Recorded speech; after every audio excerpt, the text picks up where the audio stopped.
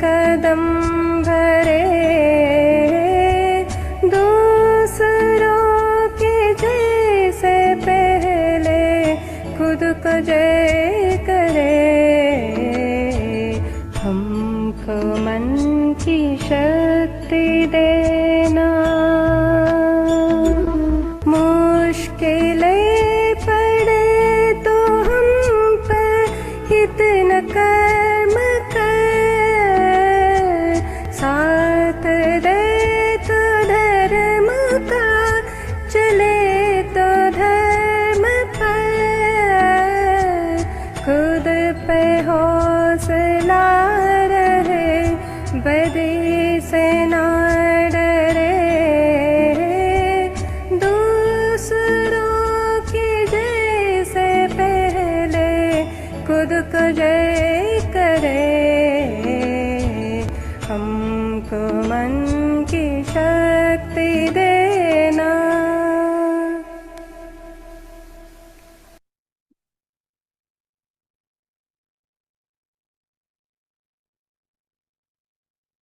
Good morning all.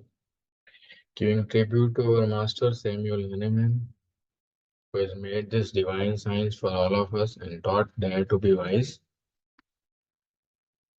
Taking blessings from our Guru Dr. Prafull Vijayakar sirs, who have preached this wonderful science with the modern science and made homeopathy easy like mathematics. Jai Hanuman, Jai Homeopathy, Om Vijayakaraya Namah. So again, we are in the journey of reading Organon 6th editions as well as the understanding of the modern science with the homeopathy. So today we are reading one aphorism from the Organon of Medicine 6th editions. Aphorism number 27. As we all know, the aphorism number 26, the weaker dynamic affections is permanently extinguished by the stronger one. So the therapeutic law of homeopathy. Now, what aphorism number 27 said? The curative power of medicine, therefore, depends on their symptoms similar to the disease, but superior to it in strength.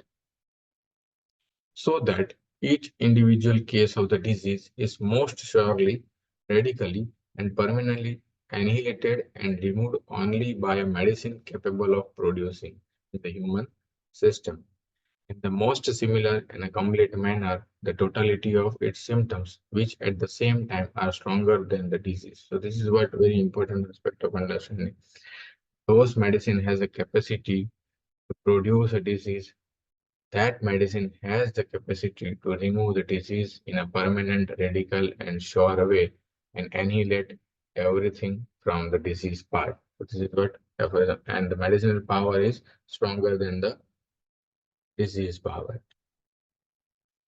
Aphorism number 28. As this natural law of cure manifests itself in every pure experiment and every true observation in the world, the fact is consequently established it matters little what may be scientific explanation of how it takes place, and I do not attach much importance to the attempt made to explain it. कैसे काम करती है उससे important नहीं है, पर बहुत सारे एक्सपेरिमेंट्स और ऑब्जर्वेशन से पता चला है नेचर्स लॉ का कि ये काम करता है. But the following view seems to commend itself as the most probable one, as it is founded on the premises derived from the experience. So this is what Master is telling about the experience of certain pure experiment that is giving rise to this law is working. So in aphorism number 29, as every disease, not entirely surgical,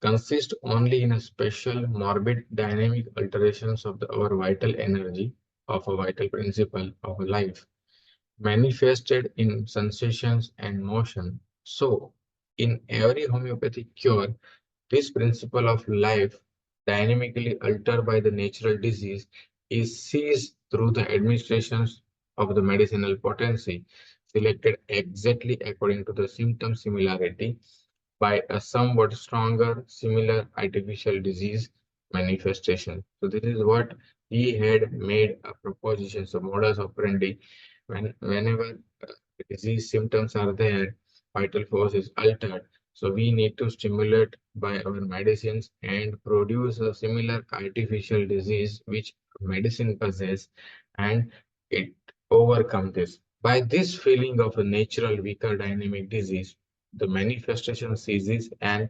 disappears. This disease manifestation has soon spent its force and leave the patient free from disease and cured.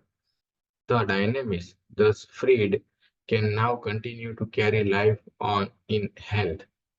This most highly probable process rests upon the following process. This is what a modus operandi of the medicines, how it works, which Hahnemann has mentioned at that time.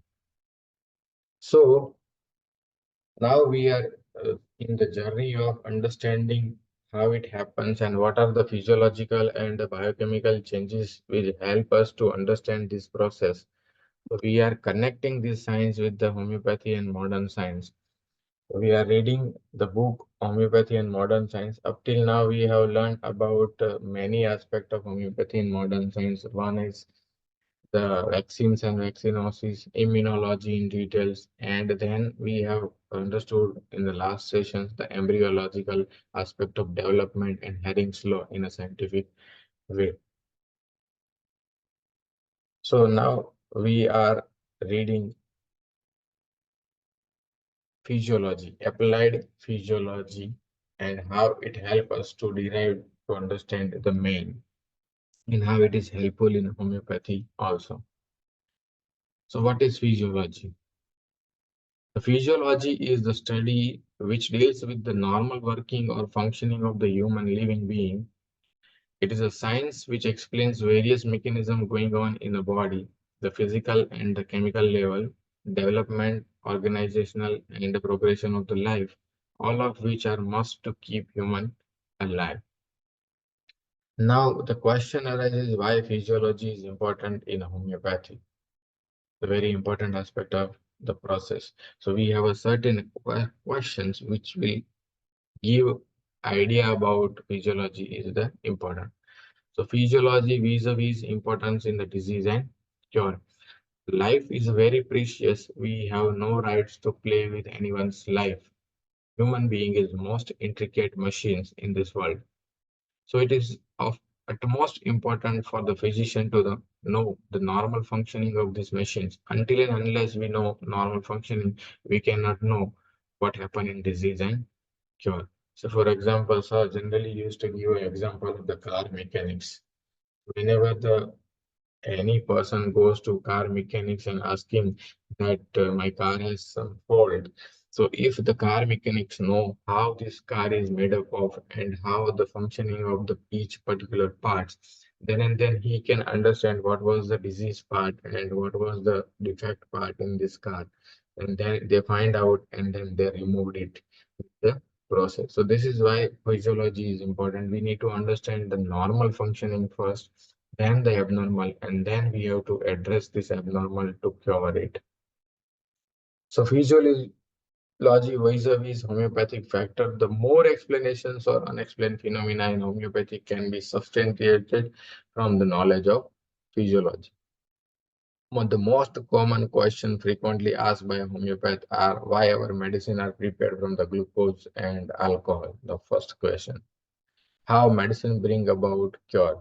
Most of the questions we all faces. Many layman people also ask how our medicine work. Okay, why Waring's law should be seen and what is the explanations? What usually do you know by homeopathic constitutions? And what is partially similar remedy? When and when not to repeat the dose or to treat the patient? These are the many questions arises. The answer is there in the physiology.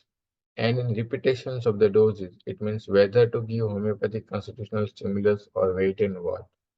If we are born in this earth, God has given us healing capacity. This is nothing but immunity. If it fail, then we have to intervene, not otherwise. Even in the injury, healing takes place within 24 to 48 hours. If it gives rise to any symptoms or a bad signs, that only constitutional remedy is required and not otherwise. So, for example, a malnourished patient, tell him to take a healthy diet. But if he has no appetite or in spite of eating well is a weak and marasmic, then the right stimulus is needed.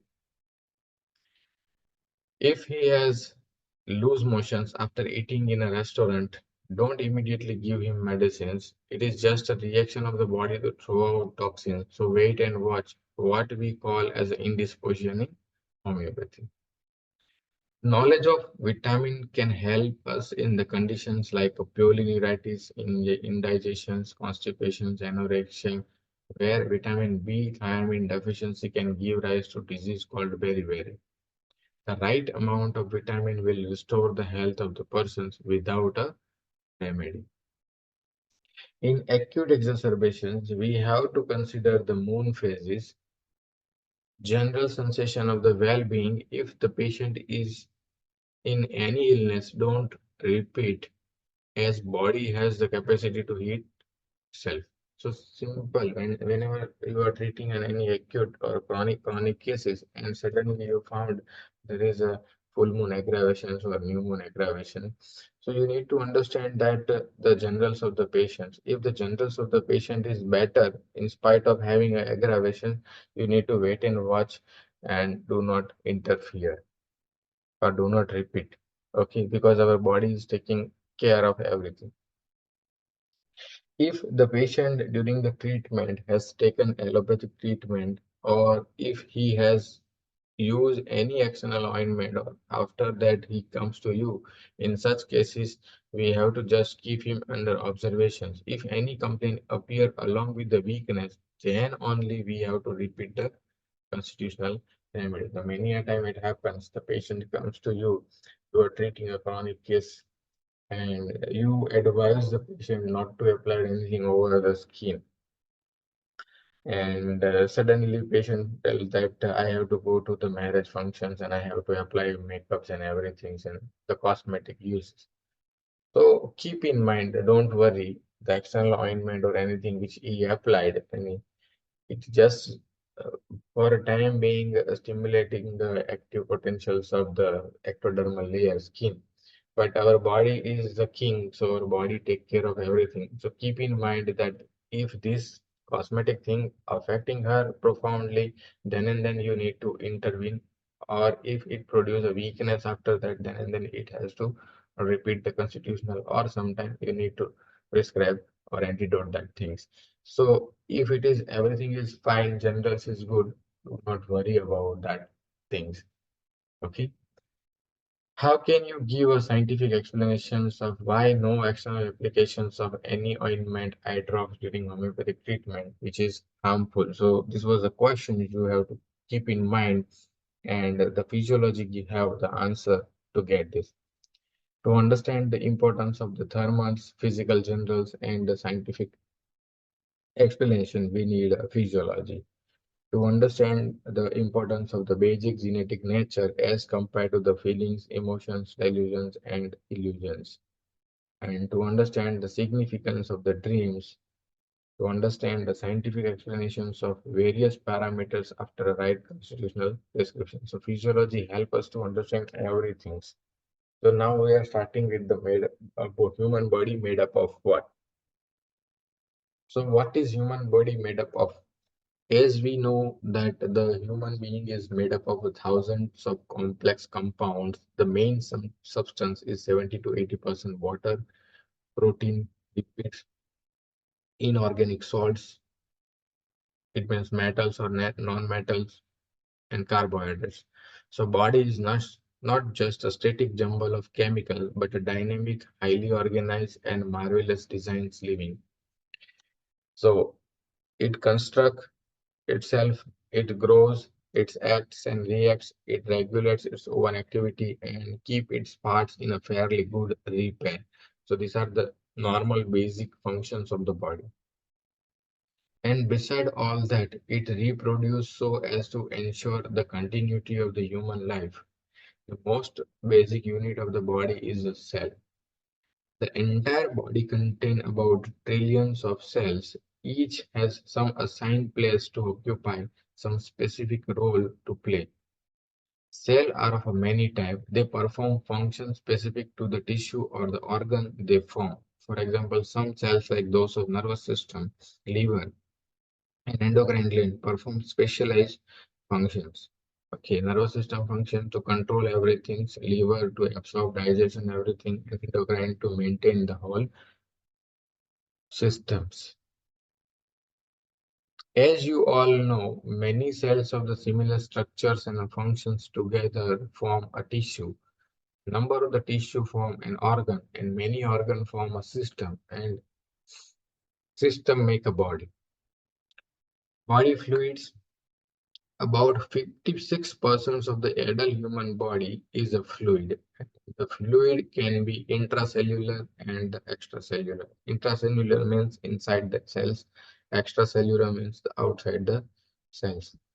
The extracellular fluid can be divided into two: interstitial fluid, plasma, cerebrospinal fluids, intraocular fluids, fluid of the gastrointestinal tract, and fluid of the potential species.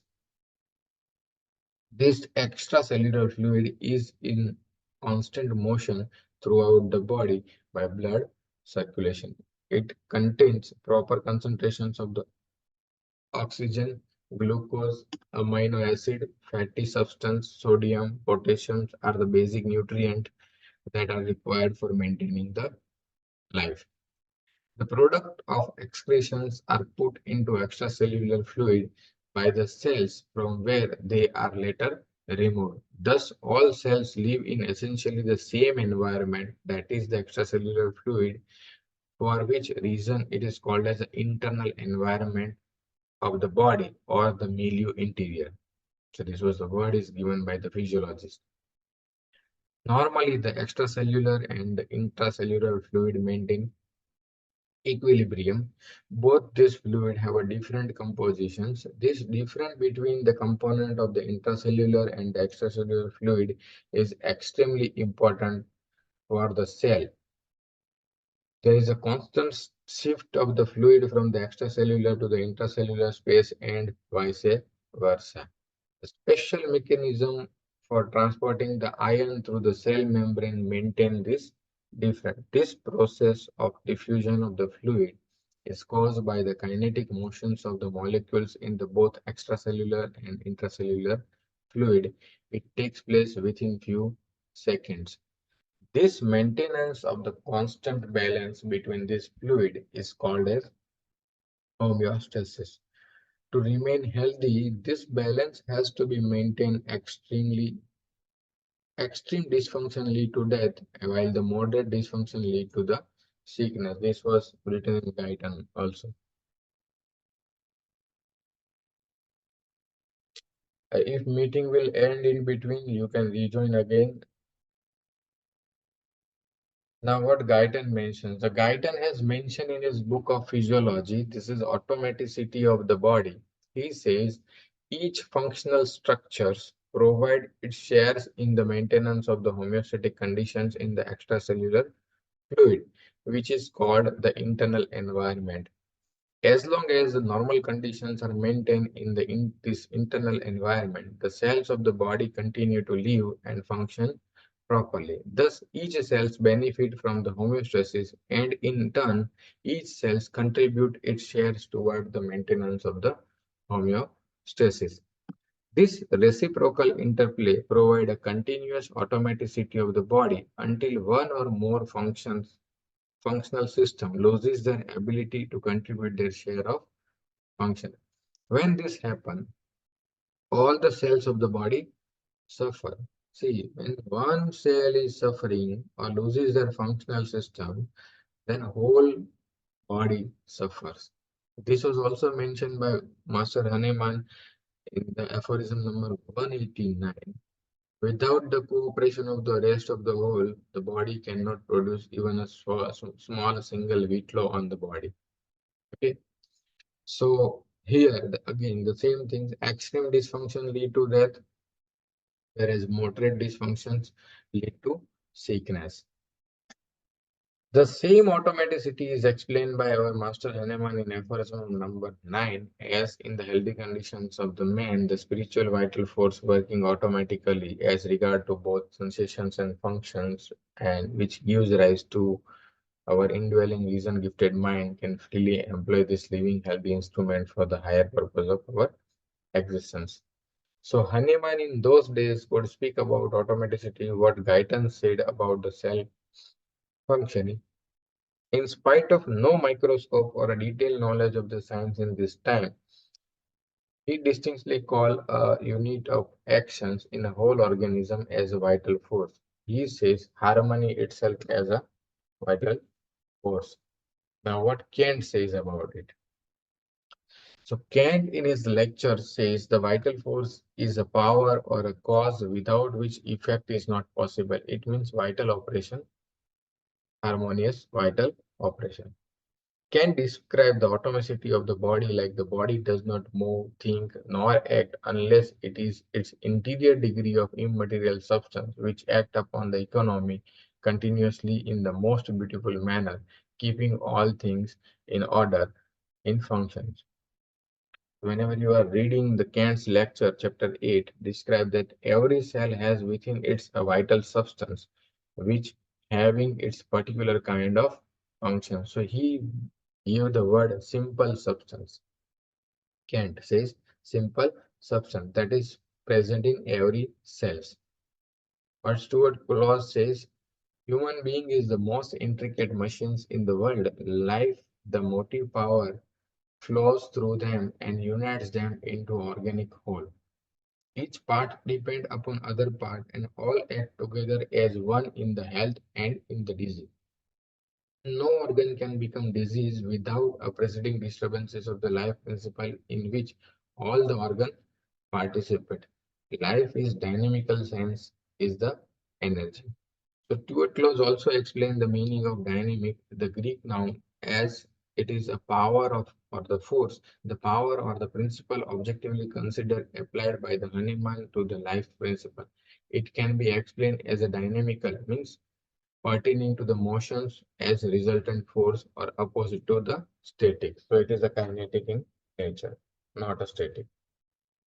Now we need to understand the cell as a whole. So when we understand cell, then we have to understand the human being. Every living entity, whether plants or animals, are built of a cell. So cell is the basic unit of life. As we know, it seems certain that first creature on our planet were amoeba, the primitive single-cell organism living in the sea. Each cell is a self-containing living unit.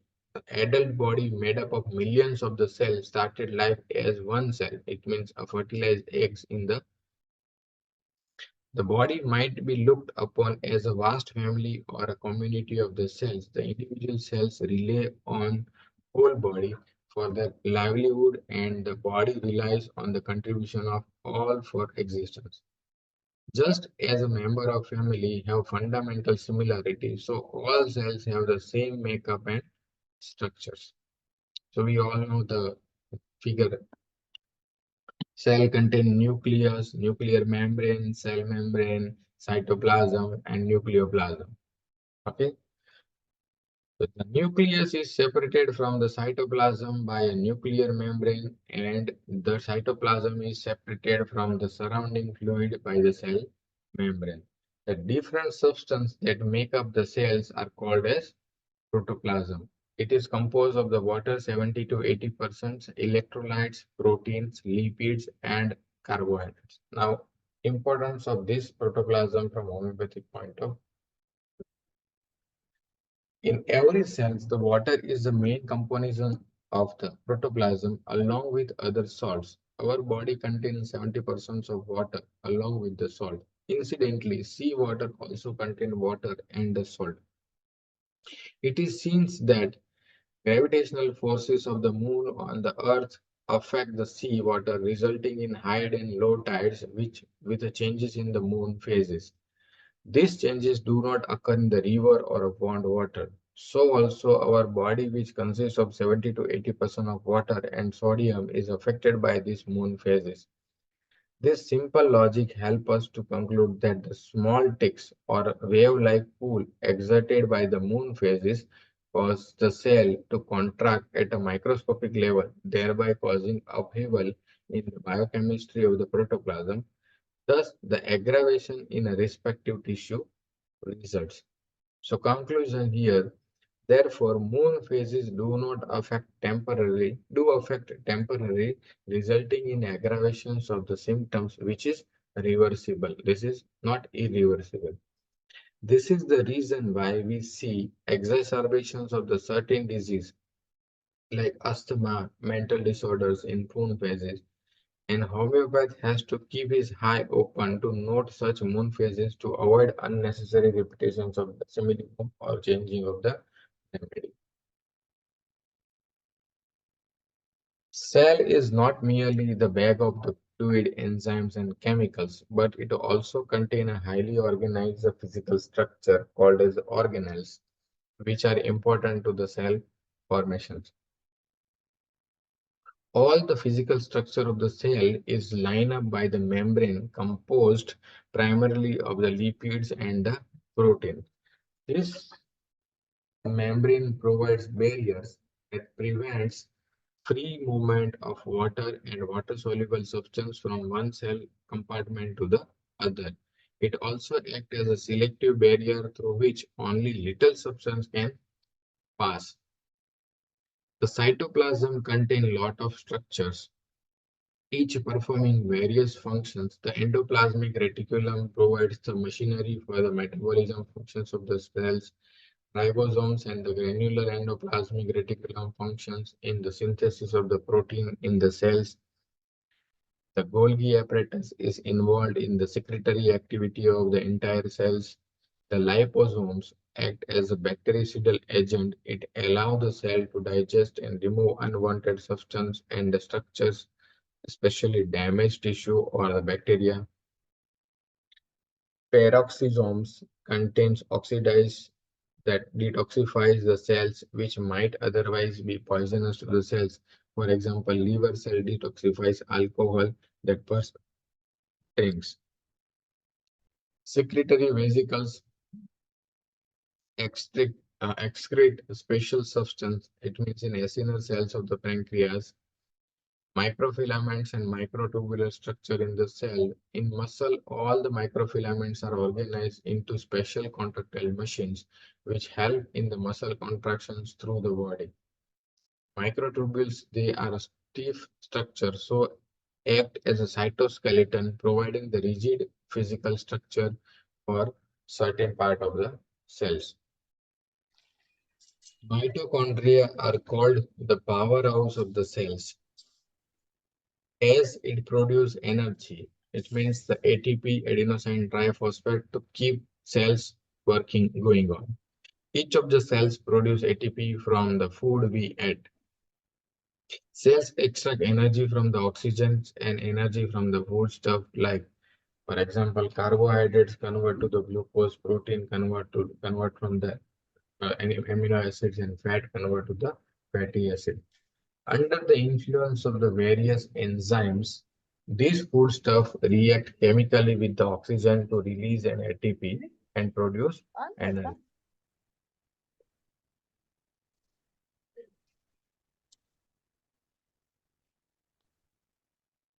Uses of this ATP for a normal cellular functions are called as the membrane transport, means the sodium, potassium, calcium, and hydrogen ions, synthesis of the chemical compounds through the cell, which we called as the phospholipids and cholesterol, and the mechanical work to supply energy and needed during muscle contraction. So this ATP is using these functions only. The important substance ATP present throughout the each cells provide energy for all the biochemical processes that are taking place, including the manufactures of the protein. But if this ATP is used for the wrong reason, the persons get weakness.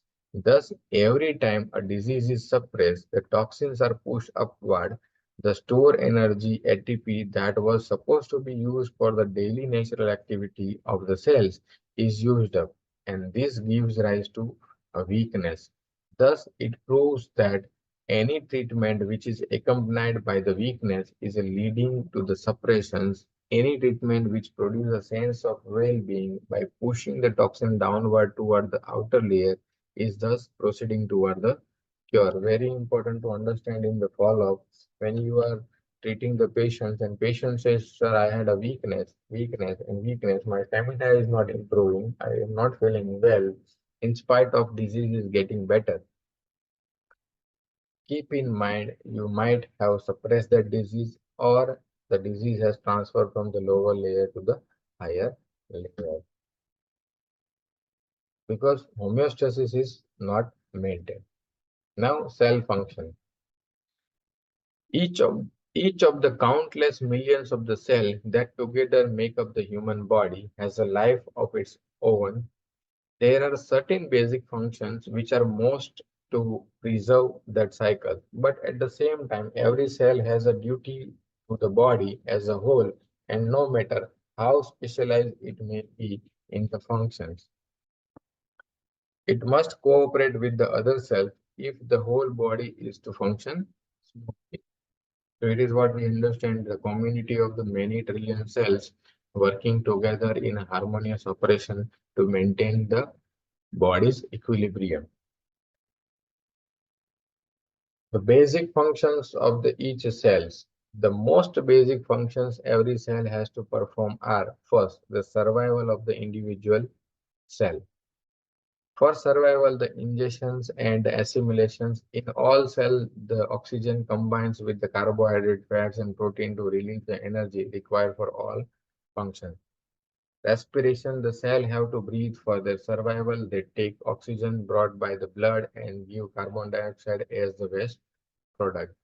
Excretion, the waste product as a result of a catabolism and respiration are sent out of the cell to the extracellular fluid and from there by blood to the lungs, kidney, etc. for the excretions. Excitability and the conductivity. The cell can be stimulated by the physical, chemical, mechanical, electrical, and other means to which they respond. This causes the cell to contract, as in the case of muscle cell, to produce the secretions. To first is this stimulation gives rise to cell to contract to produce a secretion, as in cells of the stomach or the endocrine gland, and to conduct an impulse, as in cells of the now. So there are three functions when they are stimulated. At muscle level, it is contracting. At endocrinal or glandular level, it secretes something, and at nervous level, it stimulates or passes the impulse. We also can call it as a homeostasis. It is nothing but the function necessary for every cell and individual to live. It is controlled and governed by the various control system in our body by normal secretions.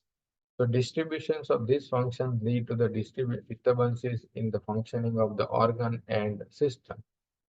We homeopaths call this function as survival of the individual species is called as a sorry rate. The first function is survival of the individual species.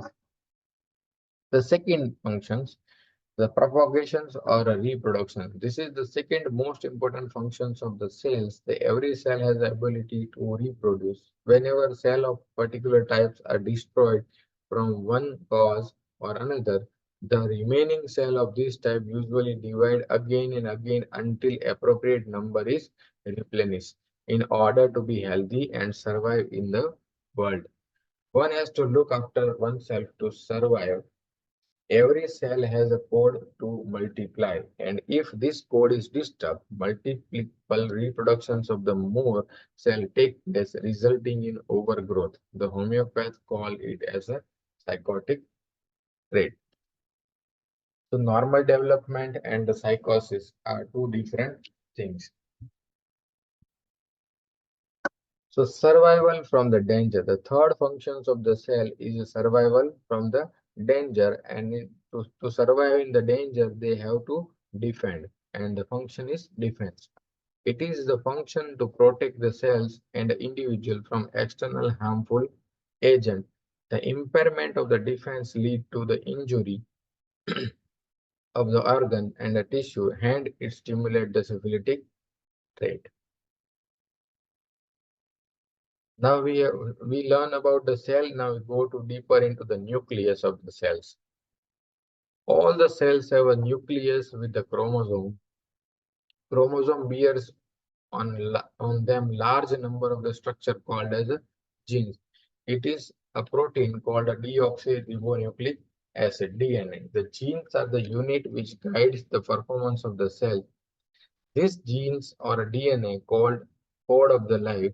Human body is nothing but the micro cell. Macro cells. Micro cells mean the cell, and the macro cells, a larger cell, is called as a human body. The whole man is inside the gene. Each of us begins life as a solitary cells, a fertilized egg within a womb. It is hard to believe, considering the size and complexity of the fully grown body, that such a microscopic matter could ever contain a complete set of instructions for building a new human being. Yet this packed into cells nucleus, they are not only instruction to build a body conforming to the human plan with the living tissue organ system intricately woven into whole, but also instruction that refuses and gave an infinite number of individual variations to the familiar basic pattern. As a human being, we are all similar, but as a persons, we are okay. So our cascade of development is the same. 2 eyes, 2 ears, 2 upper limbs, 2 lower limbs, 1 nose, 1 heart, 1 liver, 2 lungs, 2 kidneys. So this is the cascade is similar, but the persons we are different. Each of us has a unique area of physical and the mental characteristic. This vast amount of the information about everything from the length and the color of our eyelashes and the size of our feet to how we should digest different food likings and dislikings and how fast our heart should beat is compressed into so small space that only by thinking in terms of molecules we begin to explain that nucleus is thus a memory bank for everything concerning work cell function to explain the mechanism. So as we evolve in the technologically, we know that previously the computer was so much so large in number when computer found in this world. Then this computer size has become compact, and in a small. So now the chip comes, it is called as a memory card, and this memory card contains a lot of data. So same way our genetic materials, which we call as a genes or chromosome, contains a lot of informations of everything and their functioning also. These genes have a triplet code called as a genetic code. This genes has a two functions. First, this genetic code is inheriting from the parents to the children. The first, and second, it controls all chemical reactions and reproduction of the cell.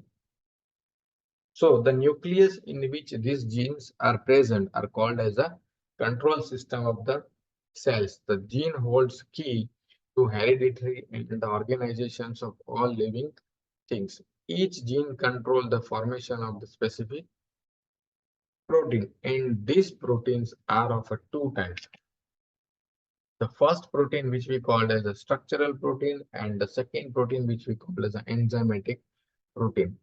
Structural protein, it forms an association with the various lipid, various structure and organelles in the cell. It is this protein which is responsible for the solid structure of an individual.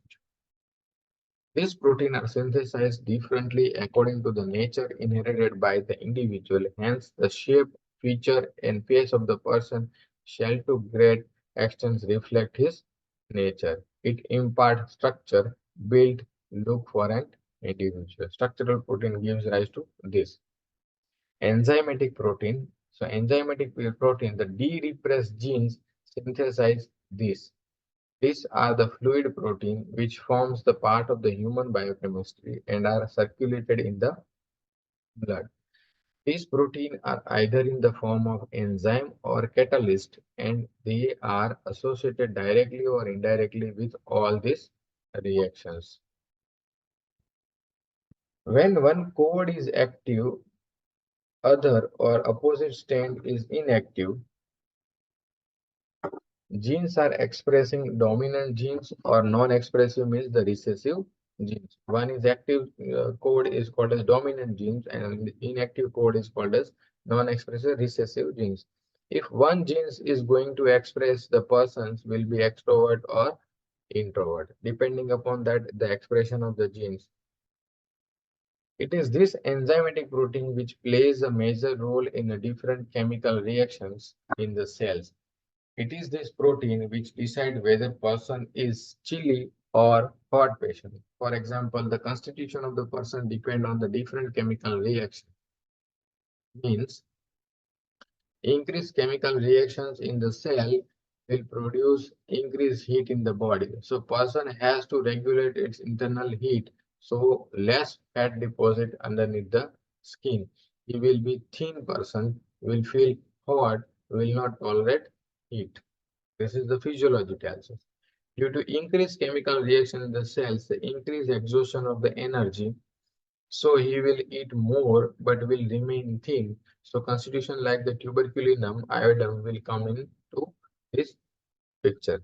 Same way, the decreased chemical reactions, the decreased heat generations in the body. So to conserve heat, they will deposit more fat underneath the skin. So they will be obese. Therefore, these drugs are chilly. For example, calcarea carp, capsicum, perum, graphitis.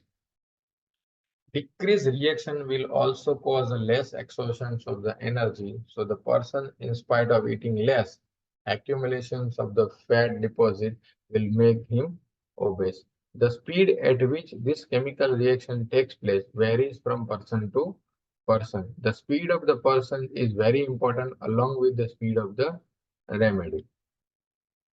The speed of reactions is the depth of the medicines. The action is not important, but the reactions of the remedy is important. Therefore, calcarea carb, baryta carb, helleborus are slow speed, so mark slowness in them. On the other hand, tarantula, mug, sol, belladonna are the fast speed remedy. The reaction to the stimuli varies from the person to person. It is this reaction which gives us a basic nature of a person. When we ask a person how he feels, the feeling differ according to different situations. For example, at one time the person feels sad, another time person feels angry, another time person feels excited. They keep on changing according to the different situation. But his reactions, when we ask him how he react to a certain situation, he will say, I react mildly, I react defiantly, I react cowardly. These reactions are involuntary and they are innate in a person. This is the basic nature of that person. By feeling, we try to treat disease in man, not the man in disease. Physiologically also, this feeling arises from the hypothalamus, means the limbic system. When partially similar remedy is given to an individual, the neurotransmitter in our body, which are also responsible for the basic characteristic of an individual, is either secreted or depressed on all levels. In fact, all these neurotransmitters are controlled by our genetic code. So, in a way, we give a partial change in a person just as another allopathic psychiatric drug do. For example, like Ignatia can act like as an antidepressant in the grief. Arsenic can act as a tranquilizer in the anxiety, thus the suppressing the symptoms in the case. As gene controls all these neurotransmitters, taking into consideration only emotions, we try to reach partially to the minimum and thus may suppress the case. Genetic code is entirely responsible for what is going to constitute the resultant individual. So it is responsible for what? So now to conclude all that, the genetic code is responsible for the first, the structure and the build and the look of an individual. First things, physical makeup. Second, the basic nature of an individual, the innate characteristic. Third, the nature of upsets, the physical and mental that he will be prone to. So this is what we call as a susceptibility or what we call as a predispositions. And the fourth, the genetic code gives rise to tolerance to various external factors like a heat, cold, sun, wind, moon, rain, electrical disturbances, etc. Now in 1998, the genome theory tells us certain things that the modern science came with the research work on the genetics. The heading in the paper read is Operation Genome Open Up New Frontiers. We further wrote that this is one of the biggest surprise in this revolutionary genome project. They claim that it is genes which differentiate all individuals from one another. So the different persons require different medicines. This is nothing but what Master Hahnemann said 200 years back. Even they further said genes are responsible for an individual particular disease like cancer, diabetes, etc. Dr. Kent in his lecture explained this by using word diathesis. He defined it as an individual's hereditary disposition to contract a particular group of sickness. Further says it is just an imagination. It has no foundation. But the genome theory found and tell that every person's or every individual is different according to their genes and they require different medicines. So we have learned, as far as we have learned the cell wall, then the nucleus and then genes and now cell membrane. Cell membrane is a soft, pliable skin which acts as a control gate for the entry and exit of the substance involved in the cell function. It is highly selective in allowing substance to pass into and out of the cytoplasm. The substances that are taken in or are different from the cell to cell and vary according to cell's role in the body. Bone marrow cells takes iron in to incorporate in the hemoglobin of the red blood corpuscle. The bone cell takes in the calcium that goes to make up of the bone. Its surface is denoted with the minute cavity and sometimes has finger-like projection. This increases the surface area of the cells and so help the actions of the materials that is constantly occurring between the cell's content and the surrounding fluid. If the cell is to live and grow, it must obtain nutrient and other substance from the surrounding fluid. This extracellular fluid supplies to the cells nutrient and other substance needed for the cellular function. This substance can pass through the cell membrane in three separate ways. So we will continue this cell membrane and its transport tomorrow as we are running with the time, because this transport gives rise to idea of a certain medicines also, and also give rise to idea about the energy patterns and the equilibrium of the individual. So we will continue from the cell membrane from tomorrow onwards. Hope you all are getting a good idea of understanding of the physiology and correlations of physiology with the homeopathy. So whenever we are well versed in our foundations of the knowledge of the anatomy, physiology, embryology, and everything, then and then we can explain homeopathy is far better than the conventional. So we will stop here, and any questions, we will have a discussion for the 2 minutes.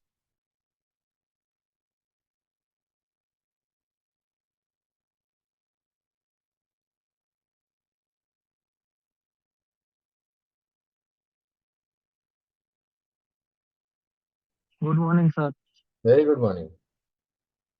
Sir, You can ask. we have today learned that the obese person who have to conserve the heat, they are thermally chilly. But we Hmm. can find in the clinic practice that there are many patients who are obese, but they are thermally hot. How That can we relate that it? is not the hard and fast rule that the every fatty peoples are the chili and every lean people are the hot. That is not the hard and fast rule, but this is what our physiology give understanding, that to conserve something we need a protective barrier, and that protective barrier gives rise to accumulation of the fat, and that is why it is like that. So it is not a hard and fast rule for the each and every individual. There are some exceptions in the world, and that exceptions gives rise to that the fatty people can be very hot also, and even a very lean thin people can be a very chilly patients. So this is not a hard and fast rule in this case, but this is what our physiology tells us about a certain phenomenon.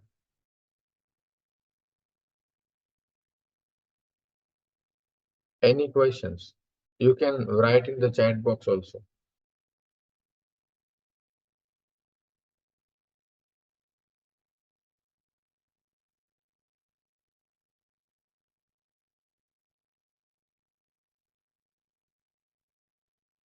So hope you all enjoy this series of learning from Monday to Saturday, and I think you all are enhancing your homeopathic knowledge with the modern science. After completing this book, I think this book will be completed by the end of this week. And from the next week, we will be starting with the reading of the book Miasms. So by understanding miasm, we can understand the approach to each and every cases, so that it will be applicable in our practice. So from next week onwards, we are starting with the miasm and its basic understanding. Okay. Hope you all enjoy your valuable suggestions, feedbacks, and review help me to improve myself, and as well as help me to give you a sharing of what I have. Sir always says sharing is always caring. So I need to share what I learned from sir. Okay. So thank you so much, and thank you for being with me. Thank you all.